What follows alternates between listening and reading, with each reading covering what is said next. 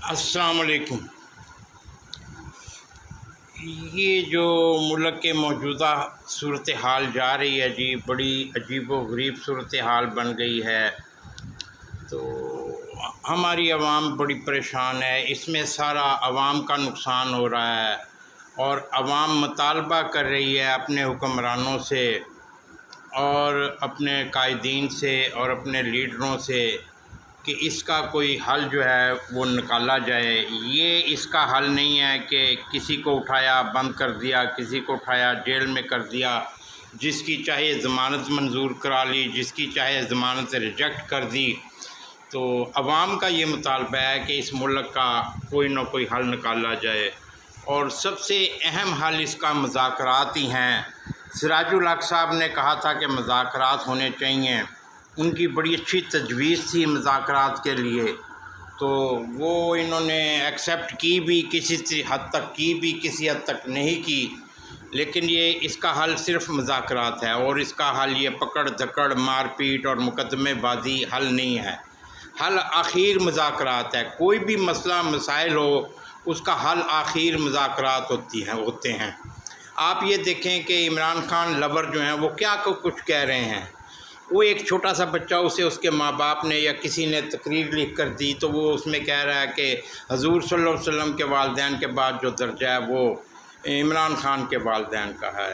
وہ بنوں میں جو واقعہ ہوا ہے، مولانا نے تقریر کے بعد جو دعا کرائی ہے، انتظامیہ انہیں روک رہی ہے کہ یہ غلط الفاظ نہیں بولو غلط الفاظ، وہ بھی انتہا سے زیادہ غلط الفاظ بولتا رہا، مولوی ہوتے ہوئے، عالم ہوتے ہوئے، اور آخر وہ پٹھان لوگ تھے پی ٹی آئی والے، جیسے اس نے ختم کی جناب، تو وہ خود پی ٹی آئی والوں نے اسے گلے سے پکڑا، اسٹیج سے نیچے اتارا اور وہیں اس کا کام تمام کر دیا، یعنی ختم کر دیا۔ ابھی آپ اندازہ لگائیں، اسے یعنی ڈنڈے مار کر مار دیا، تو ایک قسم کا سنسار کر دیا اس کو۔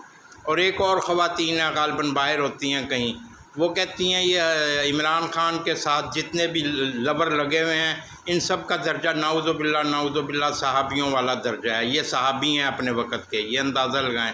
وہ عورت یہ کہہ رہی ہے، اور اسی طرح بہت سے اس کے لور کچھ سے کچھ بول رہے ہیں۔ یہ لور ہونے کی بات نہیں ہے، یہ توہین ہے، یہ ہمارے نبی صلی اللہ علیہ وسلم کی توہین ہے، ہمارے اسلام کی توہین ہے، ہمارے مذہب کی توہین ہے، ہمارے دین کی توہین ہے، اور یہ کوئی بات کرنے والی ان کی نہیں ہے۔ یہ بہت خطرناک صورتحال ہوتی جا رہی ہے۔ انہوں نے جناب اعلیٰ آرمی کو نہیں چھوڑا، انہوں نے سیاستدانوں کو نہیں چھوڑا، انہوں نے اداروں کو نہیں چھوڑا، سب کو تباہ کر دیا ہے۔ یہ اس بات کا حل نہیں ہے۔ میں یہ سمجھتا ہوں کہ جو کچھ عمران خان نے اپنے دور میں کیا تھا، یعنی اس نے بھی یہی انتقامی جذبے کے تحت ان پہ مقدمے بنائے تھے، وہ بھی غلط تھے، اور جو آج مقدمات بن رہے ہیں یہ بھی غلط ہیں۔ یہ دونوں طرف سے غلطیاں ہو رہی ہیں۔ یہ حل نہیں ہوتا ان کا کہ جھوٹے مقدمات ایک دوسرے کے اوپر بنائے جاؤ۔ جھوٹے مقدمات بنانے سے حکومتیں قائم نہیں ہوتی، بلکہ حکومتیں گر جاتی ہیں، اور عدلیہ کا بھی جو ہے وہ جو مقام ہے وہ نیچے گر جاتا ہے اگر عدلیہ بھی صحیح بات نہ کرے تو۔ اب چیف جسٹس صاحب نے 14 مئی کا جو حکم دیا تھا وہ ہوا میں اڑا دیا گیا ہے، تو اب جناب کیا رہے گا؟ جس ملک میں لا اینڈ آرڈر ہی نہ رہے، عوام آپ سے مطالبہ کرتی ہے پاکستان کی کہ لا اینڈ آرڈر کو مضبوط کیا جائے اور لا اینڈ آرڈر کی پابندی کی جائے۔ کراچی میں دیکھیں، انہوں نے فواری کی جو گاڑیوں کا شو روم تھا وہ تباہ کر دیا۔ اب وہ جرمن کے ہیں، وہ جرمن والے کہیں گے ہم کس سے جا کے درخواست کریں، کس عدالت میں جائیں، کہاں جائیں اپنا نقصان بتانے کے لیے؟ تو جب ملک میں لا اینڈ آرڈر ہی نہیں ہوگا تو وہ کہہ رہے ہیں ہم بائے بائے، ہم جا رہے ہیں پاکستان سے، ہم یہاں پاکستان کے ساتھ بزنس نہیں کریں گے۔ تو اگر یہ حالات ہوئے تو سب ہمیں چھوڑ کر چلے گئے اور بزنس کرنے والے کوئی نہ ہوں گے، تو پھر کیا بنے گا؟ ملک کا جتنا بھی تاجر ہے، کوئی بنگلہ دیش چلا گیا، کوئی ملائیشیا چلا گیا، کوئی کہیں چلا گیا، اور ملک کی انڈسٹری تباہ ہو گئی ہے بالکل۔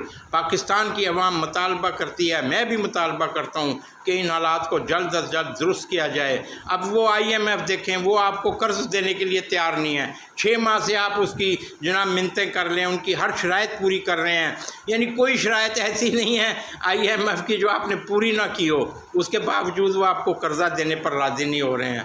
اچھا جی، اللہ تعالیٰ بہتر کرے، اور میں سب سے کہتا ہوں سیاستدانوں سے کہ سراج الحق صاحب کی بات پر توجہ دیں اور مذاکرات کریں، مذاکرات کے علاوہ کوئی حل نہیں ہے اس کا۔ اچھا جی، اللہ حافظ۔